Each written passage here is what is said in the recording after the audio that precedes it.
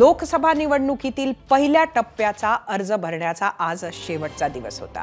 या टप्प्यात विदर्भातील नागपूर, रामटेक, चंद्रपूर, गडचिरोली आणि भंडारा गोंदिया हे 5 लोकसभा मतदारसंघ आहेत। या 5ही ठिकाणी उरलेल्या उमेदवारांनी आज अर्ज दाखल केले। नागपुरात केंद्रीय मंत्री नितीन गडकरी यांनी मोठं शक्ती प्रदर्शन करत आज अर्ज दाखल केला।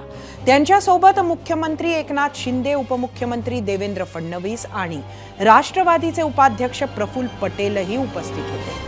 गडकरी यांच्या विरोधात काँग्रेसच्या विकास ठाकरेंनी काल उमेदवारी दाखल केली आहे। चंद्रपुरात काँग्रेसकडून प्रतिभा धानोरकर यांनी आज अर्ज दाखल केला। त्यांची लढत सुधीर मुनगंटीवार यांच्याशी होणार आहे।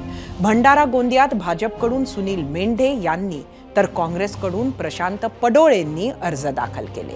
भंडारा गोंदियातच वंचितचे संजय केवटही रिंगणात आहेत।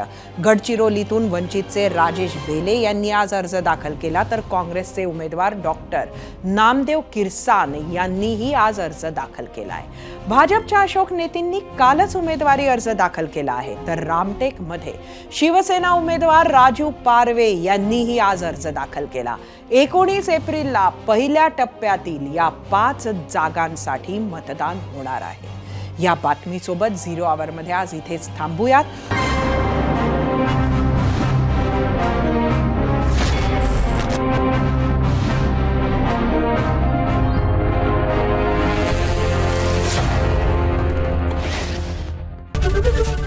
एबीपी माझा, उघडा डोळे बघा नीट।